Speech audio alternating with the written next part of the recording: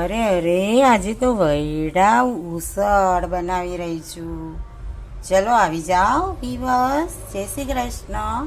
તો તમને કઈ રીતે બનાવું એ જણાવી રહી છું. આ રીતે તાસરું લેવું, જેમાં તેલ મૂકવું. આશરે 3-4 ચમચી જેટલું તેલ લેવું, એટલે કે 1 કડછી જેટલું. ગરમ થાય એટલે આ ડુંગળી, લસણ, આદું પેસ્ટ બનાવી અને માપ પ્રમાણે તમને જે રીતે ભાવે તે રીતે ઓછું વધતું લઈ શકાય. ત્યારબાદ તેમાં પાઉંભાજીનો મસાલો, લાલ મરચું પાવડર, હળદર, ધાણા જીરું પાવડર, મીઠું સ્વાદ મુજબ બધું લઈ લેવું. જોઈ શકો છો તમે પેસ્ટ.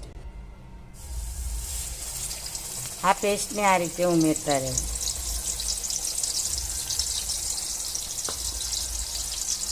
જોઈ શકો છો તરી ઉપર આવવા લાગી છે. આ રીતે હલાવતા રહેવું. આને ચડતા વાર નથી લાગતી મગના વૈડાને.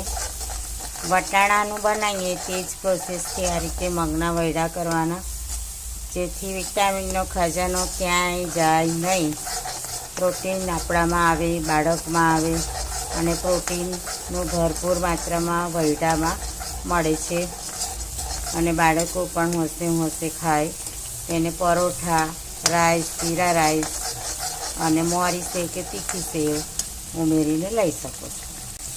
હવે વૈડા ઉમેરતા જાઉં. ગેસ ધીમો કરી દેવો અને હલાવી લઉં.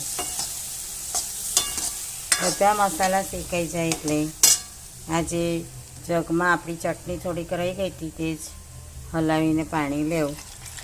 આ રીતે 2 જગ જેટલું પાણી ચટણીના લઈ લેવું અને ઢાંકી દેવું. તો જુઓ કેટલી ફાઇન તરી અને કલર આવી ગયો છે.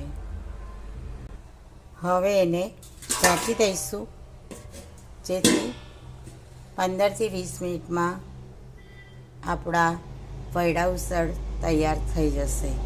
આને હવે ખોલવાની જરૂર નથી, ધીમા તાપે મસ્ત ચડી જશે.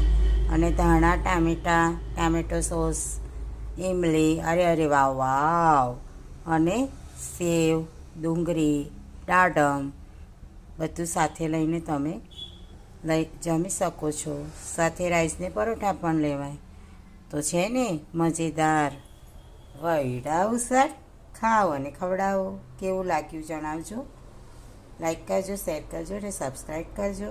જય શ્રી કૃષ્ણ.